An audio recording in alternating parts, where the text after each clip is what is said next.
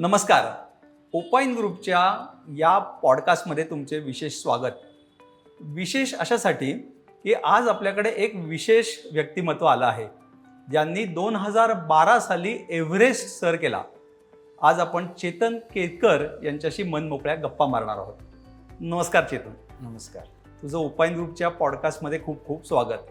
धन्यवाद. खरं तर खूप प्रश्न माझ्या डोक्यात आता यायला लागलेले आहेत, पण सुरुवात मला नेमकं हे ट्रेकिंग, माउंटेनिअरिंग आणि तुला ह्याची कशी आवड लागली, त्यात फरक काय, अशा काही बेसिक प्रश्न डोक्यात आहेत. तर तू आमच्या व्ह्युअर्सला हे सांगशील की नेमकं हे ट्रेकिंग आणि माउंटेनिअरिंग वेगळे वेगळे का शब्द आहेत? मुळातच दोन गोष्टीच वेगळ्या आहेत, ट्रेकिंग आणि माउंटेनरिंग, किंवा ज्याला आपण गिर्यारोहण असं म्हणतो. तर या दोन गोष्टीच पूर्णपणे वेगळ्या आहेत. ट्रेकिंग जिथे संपतं तिथे गिर्यारोहण चालू होतं असं म्हणलं जातं. ट्रेकिंग म्हणजे काय, तर डेफिनेशन अशी आहे की गिर्यारोहणाच्या बेसपर्यंत पोहोचणे म्हणजे ट्रेकिंग. पण आपण ज्याला पदभ्रमण म्हणू शकतो, की आपण नुसता डोंगर चढून गेलो किंवा आपण फक्त चालत एखादा डोंगर चढला, ज्याच्यात कुठलंही तांत्रिक किंवा तंत्रशुद्ध असं काही क्लाइम्बिंग किंवा चढाई नाहीये, अशा सगळ्या गोष्टींना ट्रेकिंग असं म्हणलं जातं. अच्छा. आणि ज्या ठिकाणी खरंच टेक्निकल क्लाइम्बिंग चालू होतं, इक्विपमेंटचा वापर होतो, जिथे तुम्हाला स्किल लागतं त्या लेवलचं, मग ज्याच्यामध्ये रॉक क्लाइम्बिंग असेल, आईस क्लाइम्बिंग असेल, स्नोक्राफ्ट असेल, ह्या ज्या सगळ्या गोष्टी आहेत जिथे वापराव्या लागतात, त्याला आपण गिर्यारोहण किंवा माउंटेनरिंग म्हणतो. असे हे दोन भाग आहेत. मस्त. आता मला हे सगळ्याची तुला आवड आहे आणि तू 2012ला एव्हरेस्टला पण गेलायस. या सगळ्या पार्श्वभूमीवरती नेमकी याची आवड तुला कधी लागली? कारण का मी साधारण 4 दशकं आता तू ह्या सगळ्या साहसी खेळामध्ये आहेस. नेमकी आवड तुला कशी लागली? लहानपणापासून मुलं ह्याच्यामध्ये असतात का?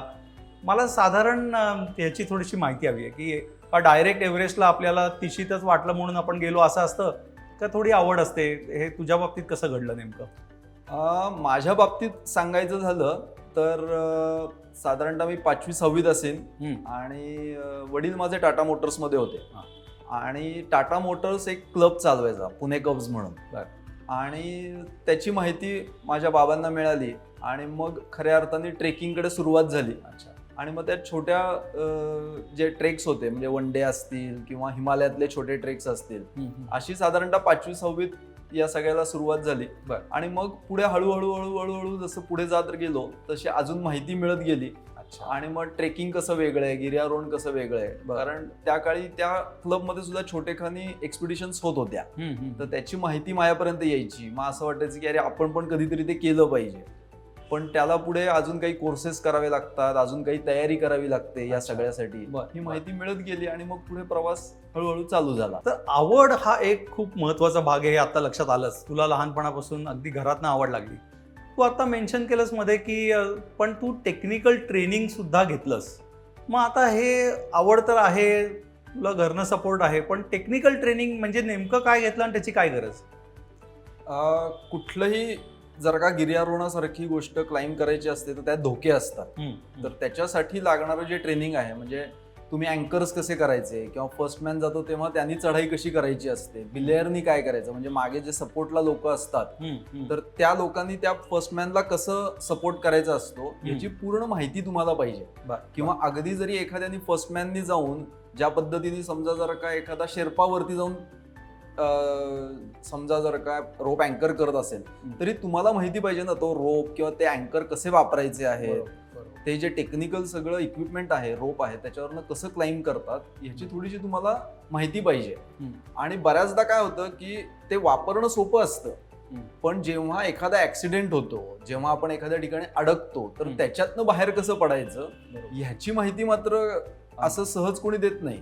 मग ह्याची ट्रेनिंग्स घेतली गेली पाहिजे. आणि आपल्या सुदैवाने आपण असं म्हणू की जागतिक दर्जाच्या इन्स्टिट्यूट्स आज भारतामध्ये आहेत, जे आर्मीचे मेजर, कर्नल, हवालदार ही सगळी लोक आपल्याला तिथे ट्रेनिंग देतात. मग ती नेहरू इन्स्टिट्यूट ऑफ माउंटेनरिंग असेल किंवा दार्जिलिंगची इन्स्टिट्यूट असेल, किंवा आजकाल अरुणाचल प्रदेशला पण आहे, मनालीत आहे.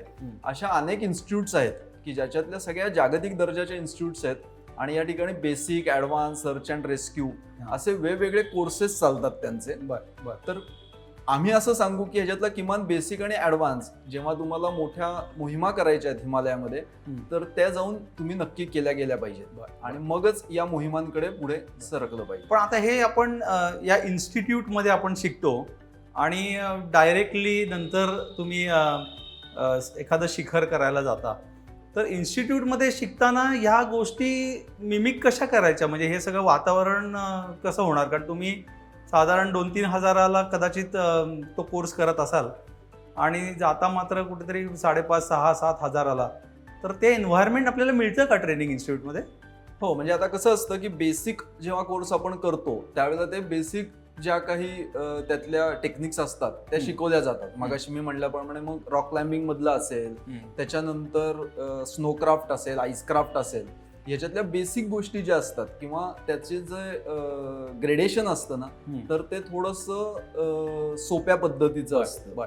म्हणजे जर का 90 डिग्रीची वॉल तुम्हाला क्लाइंब करायची असेल तर बेसिकला ती 70 डिग्री 80 डिग्रीवरती क्लाइंब करायला शिकवली जाते. आणि जेव्हा तुम्ही ऍडव्हान्स करता म्हणजे तुम्हाला जर का एखाद्या मोहिमेला जायचं असेल तर ऍडव्हान्स का केला पाहिजे? तर ऍडव्हान्स मध्ये मोहीम असते, म्हणजे तुम्हाला एक पीक समिट करायचं असतं साधारणतः 20,000 फुटांचं.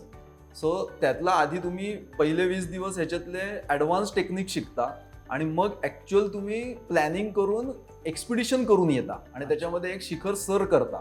सो तुम्हाला ती एक्सपिडिशनचा देखील अनुभव हा बेसिक आणि ऍडव्हान्स या कोर्सेस मध्ये दिला जातो. वा, म्हणजे आता थोडक्यात या साहसी खेळांच्या ट्रेनिंग मधनं सुद्धा आपल्याला थोडंसं त्याचं माहिती मिळणार आहे किंवा अनुभव मिळेल असं मिळेल. पण मला एक सांग की आता तू टेक्निकल ट्रेनिंगची माहिती सांगितलीस, म्हणजे आता थोडक्यामध्ये आवड तर पाहिजेच, मोहिमा केल्या पाहिजे. तू सह्याद्रीमध्ये अनेक मोहिमा केल्यास, पुढे हिमालयात केल्यास, आणि टेक्निकल ट्रेनिंग ही मोठी जमेची बाजू आहे. पण आता याची मानसिक तयारी असा काही विषय आहे का की आपल्याला कुणाला तरी हे विषयामध्ये जायचंय की तुमच्या आवडीमुळे आपसूक लागते का त्याची मानसिक तयारी सुद्धा काही मोहिमांसाठी करायला लागते? मेंटल फिटनेस म्हणजे गिर्यारोहणात असू दे नाही तर कुठल्याही क्षेत्रात मी असं म्हणेन जिथे तुम्हाला सर्वोच्च ठिकाणी पोहोचायचंय तर तुम्ही मेंटली प्रिपेअर्ड असायला पाहिजे किंवा मानसिक दृष्ट्या तुम्ही तयारी केलेली पाहिजे. आणि मुळात तुम्हाला सांगू का की पहिल्यांदा तुम्ही जो म्हणलात की तुम्हाला मुळात त्या विषयाची आवड पाहिजे, बरोबर, तर ती मानसिकता तुमची होत जाते आणि मग जेव्हा तुम्ही त्या लेवलला जाता किंवा सर्वोच्च ठिकाणी जायला सुरुवात करता त्यावेळेला तुम्हाला ते सबकॉन्शियस माइंड म्हणजे काय की तुम्ही गेली अनेक काळापासून जो केलेला तुमचा प्रवास असतो त्याच्यातनं जी मानसिक तयारी तुमची होत गेलेली असते ह्याचे तुम्हाला रिझल्ट हे त्या ठिकाणी तुम्हाला दिसायला लागतात. आता ह्या ज्या गोष्टी आहेत त्या खरं तर शब्दात मांडणं फार कठीण आहे. काही गोष्टी या अनुभवायच्याच असतात. तरी आपण पुढे जेव्हा आपण जाऊ त्यावेळेला या सगळ्याचा कसा उपयोग होतो तर त्याच्याबद्दलही आपण पुढे बोलूयातच. पण मानसिक तयारी किंवा गिर्यारोहण क्षेत्राबद्दल म्हणायचं झालं तर आपण फिजिकली किंवा शारीरिक दृष्ट्या नुसतं कणखर असून अशी शिखरं सर केली जातच नाहीत. बरोबर. एव्हरेस्ट सारखी शिखरं किंवा कुठलंही शिखर जेव्हा चढायचं असतं ना तुम्हाला, जेव्हा पीकवर पोचायचं असतं ना तेव्हा ती मानसिक तयारी ही फार गरजेची असते. म्हणजे तुम्ही मेंटल फिटनेस वरतीच एखादं पीक समिट करू शकता. बरं, मग ते कुठलंही असलं तरी चालेल. छान. आता मला आवड हा अविभाज्य भाग आहे, फिटनेस पाहिजेच, ट्रेनिंग उपयोगी पडणारच आहे आणि मानसिक तयारी पाहिजे, हा विषय आता साधारण लक्षात यायला लागलाय. आता हे सगळं तुझ्याकडे आहे आणि तू एक महान गिर्यारोहक आहेचच, पण तू अनेक लोकांना पण घेऊन जातोस. आता तू तिथं एक्सपर्ट म्हणून आहेस किंवा एखादा शेर्पा समजा तुझ्याबरोबर एक्सपर्ट म्हणून आहे, तर ह्या एक्सपर्टीज बरोबर जुळवून घेणं आणि त्याचा बरोबर अनेक मोहिमा करणं हे कसं तू सांगशील की एक्सपर्ट हा असणं आणि त्याच्याबरोबर कसं शिकणं, कसं जुळवून घेणं हे त्याच्या नक्कीच काहीतरी फायदा होत असणार. तर त्यांच्याशी आपण कसं जुळवून घेतो किंवा त्यांचा उपयोग कसा होतो आपल्याला? हे सगळं थोडंसं अनुभवातनं येणाऱ्या गोष्टी आहेत. कारण प्रत्येक वेळेला आपल्याबरोबर असलेला गाईड किंवा आपल्याबरोबर जे कोणी एक्सपर्ट असतात हे बदलत राहतात. हे काय कायम तेच राहतील असं होत नाही. तर त्यांच्याशी त्यांची बॉडी लँग्वेज कशी आहे, कसे त्यांच्या विचाराची गती, म्हणजे गती म्हणण्यापेक्षा दिशा कशी आहे, ट्युनिंग कसं होतंय आपलं, हे सगळं अनुभवातनं येतं. बरोबर. जेव्हा तुम्ही अनेक गोष्टी सह्याद्रीत कराल, मग तुम्ही हिमालयात जाल, अनेक लोकांबरोबर तुम्ही जेव्हा ट्रेकिंग कराल तेव्हाच तुम्हाला समजतं की यांच्याबरोबर कसं जुळवून घ्यायचंय. बरोबर आहे. म्हणून मी म्हणेन की अशा जेव्हा मोठ्या मोठ्या मोहिमा करतो त्यावेळेला मागे तुमचा अनुभव असणं गरजेचं असतं. कारण बऱ्याचदा गिर्यारोहणात जर का तुम्ही बघायला गेलात तर हे जे गाईड किंवा शेर्पा असतात ते हाय अल्टिट्यूडला राहून थोडेसे किंचित चिडचिड जास्त करणारे असतात. आणि मग जर का तुम्ही पहिल्यांदाच एखादं मोठं शिखर घेतलं तर तुम्हालाही त्यांचा राग येऊ शकतो. अशा ज्या गोष्टी आहेत की ज्या आधीच तुम्हाला माहिती असतील की अरे हे चिडचिड करतात, अशा तुमच्या जर का आधीच मोहिमा झालेल्या असतील तर तुम्हाला माहिती असतं तुम्ही गेलात तर बहुतांश वेळा हे चिडचिड करतातच. किंवा आपल्याला सुद्धा आपली सुद्धा मानसिकता कशी आहे ही सुद्धा थोडीशी आधी कळालेली असते. की तुम्ही पण चिडता का किंवा तुम्ही कसे बिहेव करता.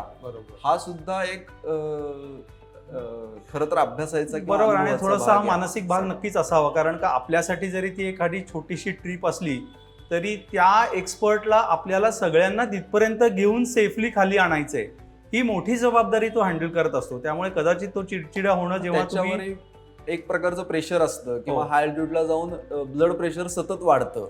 आता तुम्ही पण काही ट्रेक्स केले तुम्हाला माहितीये की ब्लड प्रेशर खूप जास्त हाय होतं, त्याच्यामुळे त्यांचा एक चिडचिडेपणा नॅचरली वाढलेला असतो. म्हणजे त्यांच्यात मानसिक दृष्ट्या म्हणजे तुम्ही जसं म्हणलात की अख्खी जबाबदारी त्यांना पेलायची तर असतेच, पण शरीरात सुद्धा बदल घडत असतात सतत.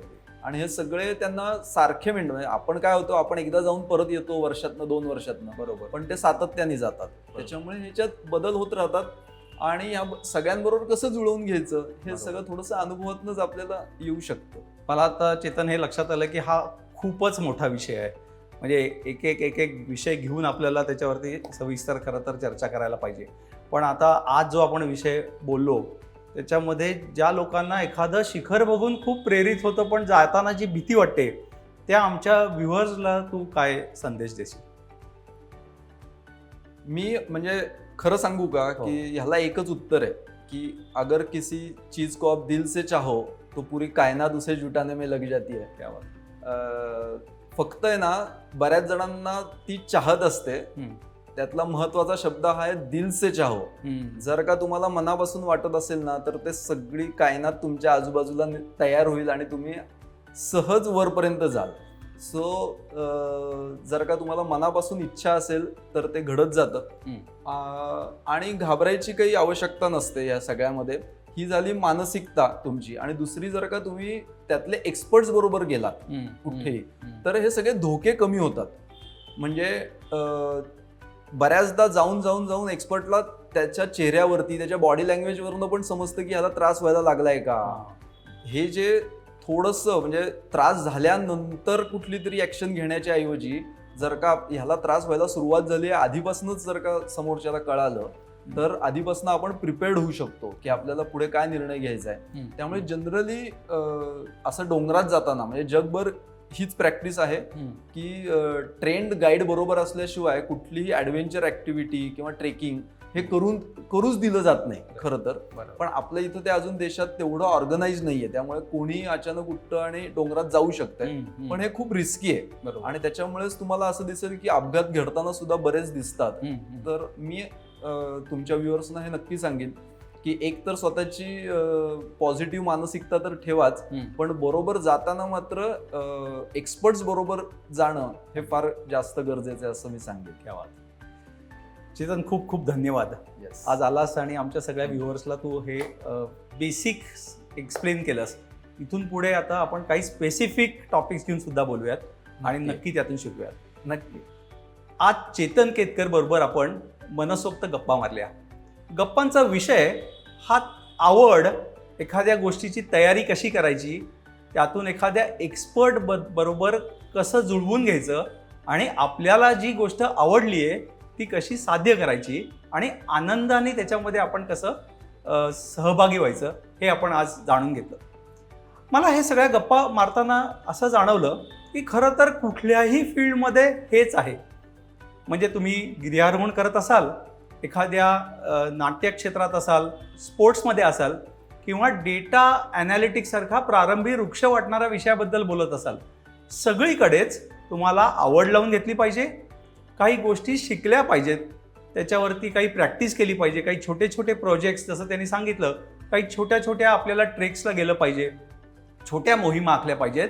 आणि सगळ्यात महत्त्वाचं, जे एवढे 30-30 वर्ष 40 वर्ष जे लोक काम करतायत त्यांच्याशी जर जुळवून घेता आलं, त्यांच्याबरोबर जर काम करता आलं तर नक्कीच आपल्याला कुठल्याही फील्डमध्ये डेटा ॲनालिटिक्ससुद्धा आणि गिर्यारोहणसुद्धा या फील्डमध्ये आनंदाने सहभागी होता येणार आहे. आज आपण जे ऐकलं त्यामध्ये आपण पुढे जाऊन अधिक या विषयामध्ये खोलात जाणार आहोत. पण आवड आणि तयारी ही न विसरता आपल्याला प्रत्येक क्षेत्रात पुढे जायचे हे लक्षात ठेवूया.